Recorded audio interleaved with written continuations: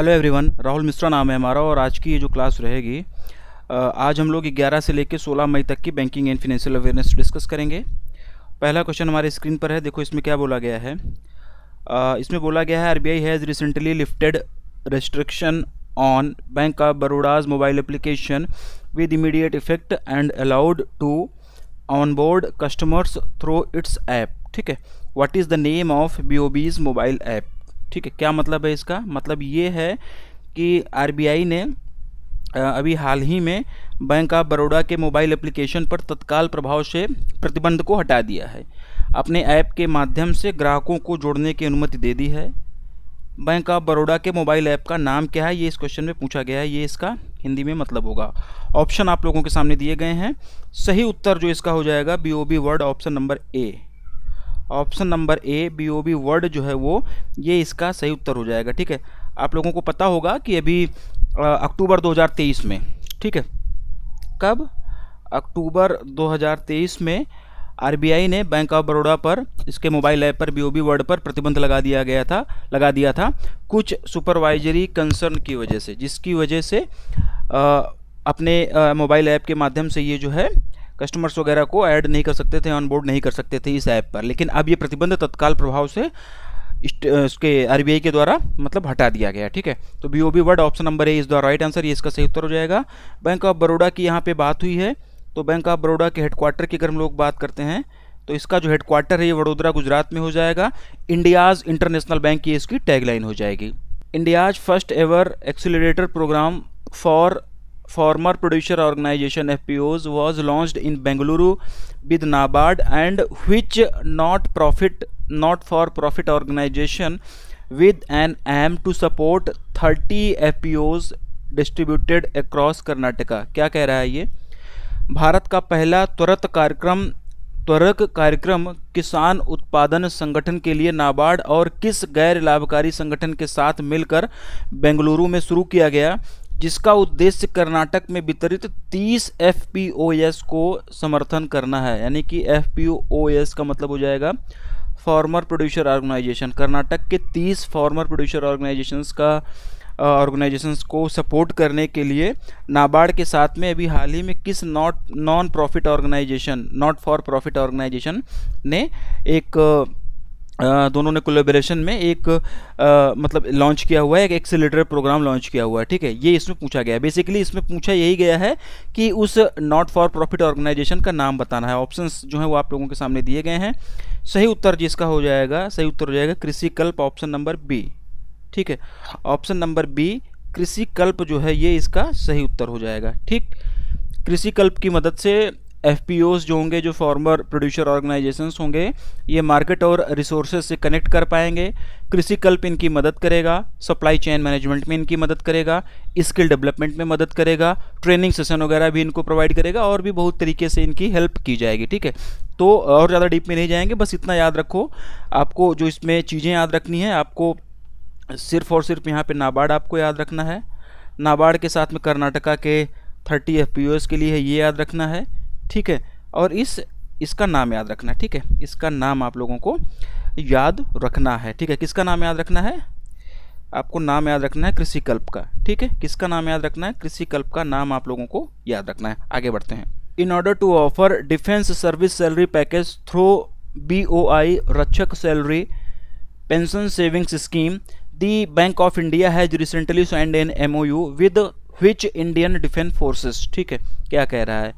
BOI रक्षक वेतन pension बचत योजना के माध्यम से रक्षा सेवा वेतन पैकेज की पेशकश करने के लिए बैंक ऑफ इंडिया ने हाल ही में किस भारतीय रक्षा बल के साथ में एक समझौता ज्ञापन पर हस्ताक्षर किया है, ये इससे पूछा गया है। ठीक है, ऑप्शन आप लोगों के सामने दिए गए हैं। सही उत्तर हो जाएगा Indian Coast Guard, option number D. ठीक है, सही उत्तर इसका हो जाएगा Indian Coast Guard, option number D इसका सही उत्तर हो जाएगा।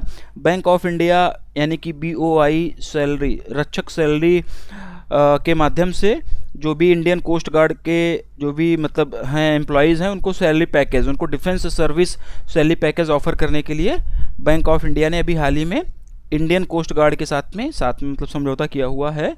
इनके साथ में एक MOU साइन किया हुआ है। ठीक है, बेसिकली ये एक जीरो बैलेंस अकाउंट रहेगा। ठीक है, अगर आप लोगों को बताएं तो ये जीरो बैलेंस अकाउंट रहने वाला है और बहुत ज़्यादा डीप है। इसकी फैसिलिटीज़ वगैरह क्या क्या मिलेंगी यहाँ सब जाने की ज़रूरत नहीं, क्योंकि वो एग्जाम पॉइंट ऑफ व्यू से ज़रूरी है नहीं। ठीक है, बैंक ऑफ इंडिया की यहाँ पर बात हुई है, तो इसका हेडक्वार्टर की अगर हम लोग बात करते हैं तो मुंबई महाराष्ट्र में इसका हेडक्वार्टर हो जाएगा। रिलेशनशिप बियॉन्ड बैंकिंग, ये इसकी टैगलाइन हो जाएगी। एमडी एंड सीईओ की बात करेंगे तो ये आप लोग कमेंट कर कर बताओगे, मैं भूल गया हूँ, मुझे याद नहीं आ रहा है, शायद रजनीश कर्नाटक का होंगे। ठीक है, तो सही अगर है तो ठीक है, नहीं है तो आप लोग देख लो कि सही इसका उत्तर क्या होगा, एमडी एंड सीईओ कौन होंगे। आगे बढ़ते हैं। Which bank has recently in partnership with Atal Innovation Mission AIM supported social sector startups with grants worth rupees 19.6 crore in financial year 2024। ठीक है, क्या बोला, हाल ही में किस बैंक ने अटल इनोवेशन मिशन के साथ साझेदारी में वित्त वर्ष 2024 में 19.6 करोड़ रुपए के अनुदान के साथ सामाजिक क्षेत्र के स्टार्टअप्स का समर्थन किया है। ऑप्शन दिए गए हैं आप लोगों के सामने। सही उत्तर की तरफ अगर हम लोग जाएंगे तो HDFC बैंक इसका सही उत्तर कहलाएगा। ठीक है, सही उत्तर जो होगा इसका HDFC बैंक हो जाएगा, और ज़्यादा डीप में जाने की ज़रूरत नहीं है। ठीक, HDFC बैंक परिवर्तन स्टार्टअप ग्रांट प्रोग्राम के 7th एडिशन, ठीक है 7th एडिशन की यहाँ पर बात हो रही है। HDFC बैंक परिवर्तन स्टार्टअप ग्रांट्स प्रोग्राम के 7th एडिशन में टोटल 170 स्टार्टअप्स से लगभग 19.6 करोड़ रुपीस को 170 सोशल स्टार्टअप्स को जो है लगभग 19.6 करोड़ रुपीस का ग्रांट दिया गया है। ठीक है, ये प्रोग्राम जो है कौन सा प्रोग्राम, HDFC बैंक परिवर्तन स्टार्टअप ग्रांट प्रोग्राम। ये प्रोग्राम 2017 में लॉन्च किया गया था HDFC बैंक के द्वारा। और डीप में नहीं जाएंगे, ये बैंकें जो दी गई हैं, headquarter, tagline, MD and CEO recall करना ये नैतिक जिम्मेदारी बनती है। बार बार मैं नहीं बोलूँगा, हर क्वेश्चन के साथ में आप लोग ये कर लिया करो। आगे बढ़ेंगे। Which bank has recently become the first bank in India to act as a trading cum clearing member at the India international bullion exchange IFSC limited यानी कि IIBX। क्वेश्चन बढ़िया है। ठीक है, क्या बोला गया है, हाल ही में कौन सा bank India international bullion exchange IFSC limited यानी कि IIBX में ट्रेडिंग कम क्लियरिंग सदस्य के रूप में कार्य करने वाला भारत का पहला बैंक बन गया। क्वेश्चन इसलिए भी इंपॉर्टेंट बनता है क्योंकि ऐसा करने वाला इंडिया का ये पहला बैंक है। ठीक है, यहाँ पर एक जिक्र हो रहा है TCM का, यानी कि ट्रेडिंग कम क्लियरिंग मेंबर, TCM का जिक्र हो रहा है। ठीक है, ध्यान से सुनते हुए रहना अभी 5-10 मिनट। ठीक है, तो ये जो TCM का जिक्र यहाँ पे किया जा रहा है, अगर आप लोग पेड क्लासेस में पढ़ते होंगे तो RBI का एक सर्कुलर आया हुआ था। ठीक है ना, मैंने वहाँ पे पढ़ाया हुआ है आप लोगों को। ठीक है ना, फरवरी में इससे रिलेटेड RBI का एक सर्कुलर आया हुआ था और वहाँ पे मैंने आप लोगों को पढ़ाया हुआ था, पेड क्लासेस में काफ़ी डीप में पढ़ाया गया था। RBI कहता है वाले सेक्शन में, अगर अभी तक आपने नहीं देखा है तो जाके उस वीडियो को आप लोग देखिएगा। ठीक है, और उस टाइम पे जब आपको ये पढ़ाया गया था तो उस टाइम पे TCM क्या होता है, TM क्या होता है, SCC ये सब क्या होता है, काफ़ी डीप में ये सारी चीज़ें बताई गई थी आप लोगों को। ठीक है ना, गोल्ड और सिल्वर इंपोर्ट करने के प्रपोजल में प्रॉस्पेक्ट्स में जो सर्कुलर नहीं आया था RBI का फरवरी में, वो आपको मैंने पढ़ाया हुआ है, तो वहीं से है ये। उस समय क्या किया हुआ था कि RBI ने बैंकों के अलाउ कर दिया था IIBX में एज ए TCM के रूप में काम करने के लिए, वो इसी से मिलता जुलता सर्कुलर था। ठीक है, तो ये वही क्वेश्चन है। तो इसका जो सही उत्तर हो जाएगा, सही उत्तर इसका हो जाएगा state bank of India, option number D. ठीक है, option number D state bank of India, ये इसका सही उत्तर हो जाएगा। ठीक, state bank of India SBI सही उत्तर हो जाएगा। ये चीज़ आप लोग ध्यान रखना। SBI जो है वो अब IIBX में यानी कि India international bullion exchange IFSC limited में, अब इंडिया इंटरनेशनल बुलियन एक्सचेंज क्या होता है ये सब कुछ वहाँ पे काफ़ी डीप में समझाया गया था आप लोगों को। मतलब काफ़ी डीप में इन द सेंस जितनी ज़रूरत है एग्जाम पॉइंट ऑफ व्यू से सारी चीज़ें वहाँ पे आपको समझाई गई थी, तो उस चीज़ को रिकॉल करो। ठीक है, तो SBI अब IIBX प्लेटफॉर्म पर ट्रेड वगैरह कंडक्ट कर सकता है। ठीक, तो इतना यही इसका सही उत्तर हो जाएगा। The banker to every Indian, ये RBI ये SBI का टैगलाइन हो जाएगा। मुंबई महाराष्ट्र में SBI का हेडक्वार्टर हो जाएगा। Bank of India, Canara bank और बैंक ऑफ बड़ौदा के बारे में ये सारी चीज़ें आप लोग रिकॉल कर लो इसी टाइम पे। आगे बढ़ते हैं। The Hinduja group firm IndusInd international holdings limited has recently received approval from the IRDAI for the acquisition of which company. क्या कह रहा है, हिंदुजा समूह की firm IndusInd international holdings limited को हाल ही में किस कंपनी के अधिग्रहण के लिए IRDAI से मंजूरी मिली हुई है, ये इसमें पूछा गया है। ठीक है, ऑप्शन दिए गए हैं आप लोगों के सामने। सही उत्तर की तरफ अगर हम लोग जाएंगे तो रिलायंस कैपिटल सही उत्तर कहलाएगा। ठीक है ना, रिलायंस कैपिटल जो है ये इसका सही उत्तर हो जाएगा। ठीक, सही उत्तर क्या होगा, रिलायंस कैपिटल हो जाएगा। रिलायंस कैपिटल को मतलब अभी जो है IRDAI ने हिंदुजा ग्रुप की जो एक फर्म है इंडसइंड इंटरनेशनल होल्डिंग्स लिमिटेड, उसको अप्रूवल दे दिया है कि वो रिलायंस कैपिटल का एक्विजिशन कर सके। इससे ज़्यादा और डीप में जाने की जरूरत नहीं है। Which company has recently surrender the payment aggregator and wallet licence to the RBI. हाल ही में किस कंपनी ने पेमेंट एग्रीगेटर और वॉलेट लाइसेंस आरबीआई को सौंप दिया, मतलब कि वापस कर दिया है। ठीक है, आरबीआई भी हाल फिलहाल में बहुत सारी कंपनीज को पेमेंट एग्रीगेटर का लाइसेंस वगैरह दे रहा है। तो कौन सी कंपनी ने अपना पेमेंट एग्रीगेटर का लाइसेंस और वॉलेट लाइसेंस जो है वो आरबीआई को रिटर्न कर दिया है, वापस कर दिया है, ये इसमें पूछा है। सही उत्तर की तरफ हम लोग एक बार फिर से चलते हैं। Zomato payments private limited, option number C is the right answer. ठीक है, सही उत्तर क्या हो जाएगा? Zomato international private limited. Next, which bank has recently launched pixels, India's first virtual credit card powered by the Visa network. हाल ही में किस बैंक ने वीजा नेटवर्क द्वारा संचालित भारत का पहला virtual credit card pixel launch किया है? ठीक है, ऑप्शन दिए गए हैं आप लोगों के सामने। सही उत्तर इसका क्या हो जाएगा? HDFC bank. सही उत्तर हो जाएगा एचडीएफसी बैंक। आपको जो याद रखना है, पिक्सल याद रखना है, एचडीएफसी बैंक याद रखना है, और ये इंडिया का पहला वर्चुअल क्रेडिट कार्ड है जो कि वीज़ा नेटवर्क पर है। इतनी चीज़ें आप लोगों को यहाँ पे याद रखनी है, इससे ज़्यादा इसमें और कुछ याद रखने की ज़रूरत नहीं है। और इसकी अगर हम लोग बात करें कि जो ये वर्चुअल क्रेडिट कार्ड है, ये 2 वेरिएंट में लॉन्च किया गया है।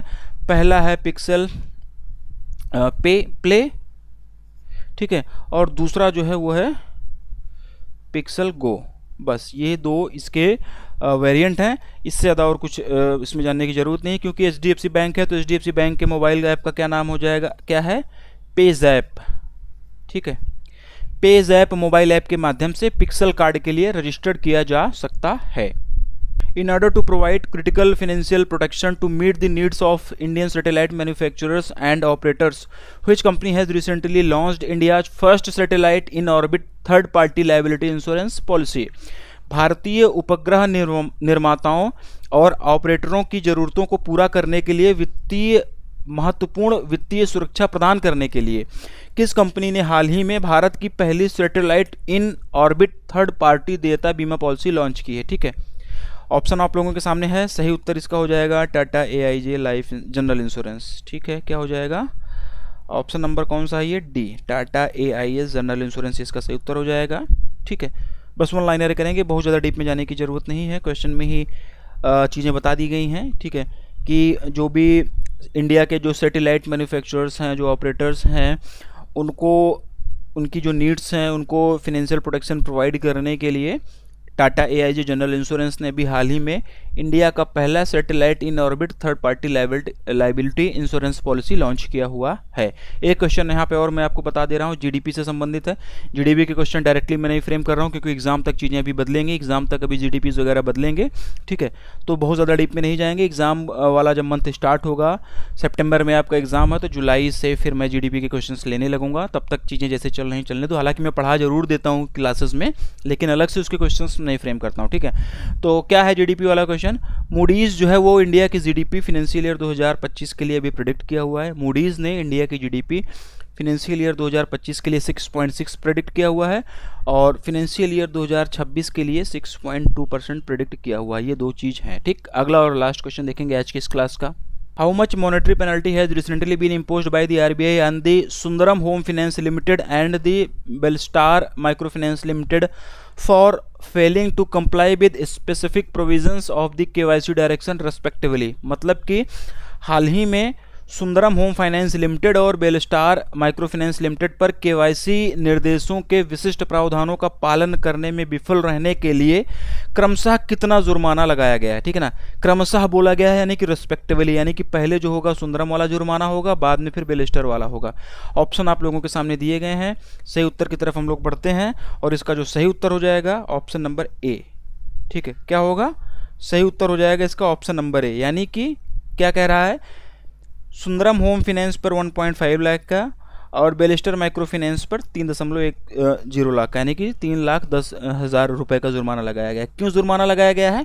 केवाईसी डायरेक्शन के जो कुछ स्पेसिफिक प्रोविजंस हैं उसको ये फॉलो नहीं कर रहे थे। बस इतना ही हमको यहाँ पे जानना है। आज की क्लास हम लोग समाप्त करेंगे। 16 मई तक की banking and financial awareness complete किया। अगली क्लास में हमारी आपकी फिर से मुलाकात होगी, जहाँ पर हम लोग इससे आगे की बैंकिंग एंड फाइनेंशियल अवेयरनेस पढ़ेंगे।